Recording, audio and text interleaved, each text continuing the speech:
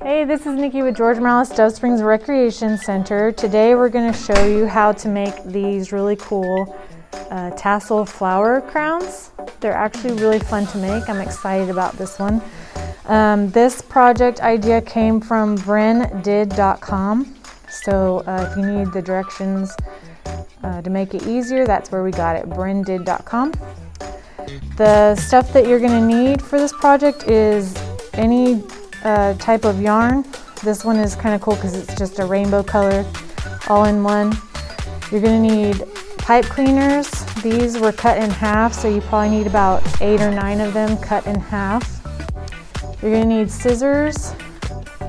The directions say to use a fork, but I did not have a fork here, so I taped 5 straws together that will work just as well. And you're going to need any color of ribbon. If you don't have this curly ribbon, that's okay. You can also use the yarn that you have so that you can create this little string back part of the crown. All right.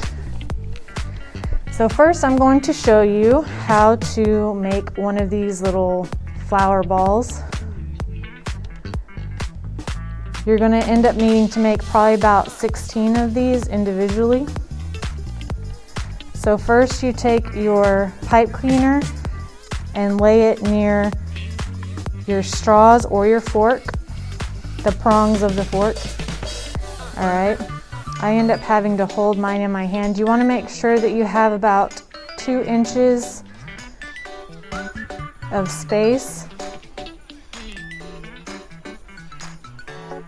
so that when you hold it, you have enough room to twist it. So you're gonna bring this around. I think it says about 20 times, but I do a little bit more because I like them to be pretty fluffy.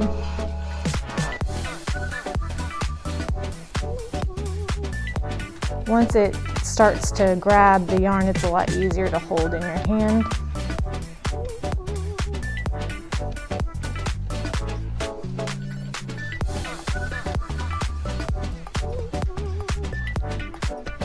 All right,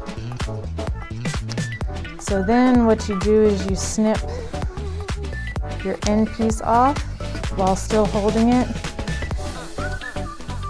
and you bend this top 2 inches that you left out. So you want to kind of fold it, hold it tight and twist it. And you want to twist that little piece all the way down to make it as if it's one pipe cleaner, and that's what's going to hold the little flower on when you cut it. So you have this little tube. What you do is you cut the loops, and then you kind of eyeball it and trim all of them so that they're pretty even.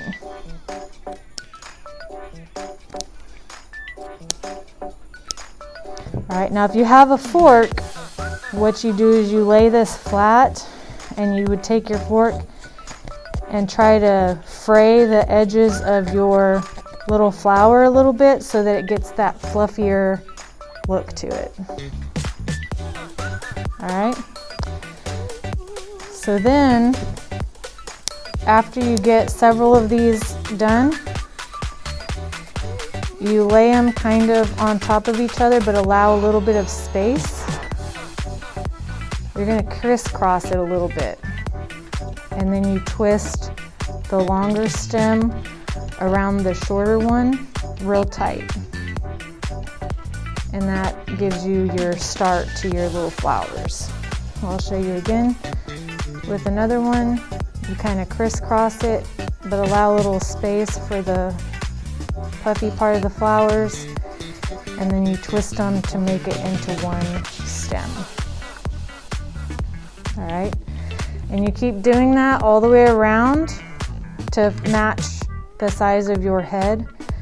And then what you'd want to do is, for this one I needed it a little longer, so I added an extra pipe cleaner on here to give it that back portion for the ribbon. And then what you do to attach the ribbon is you cut different lengths of ribbon, because you kind of, when you tie it on there, you want some up, you want some down. So you get a little handful, you make a loop as if you've folded it in half. You're going to put just that little portion of the loop at the top, hold it open with your thumb and index finger and pull it through that loop, the ends of the ribbon.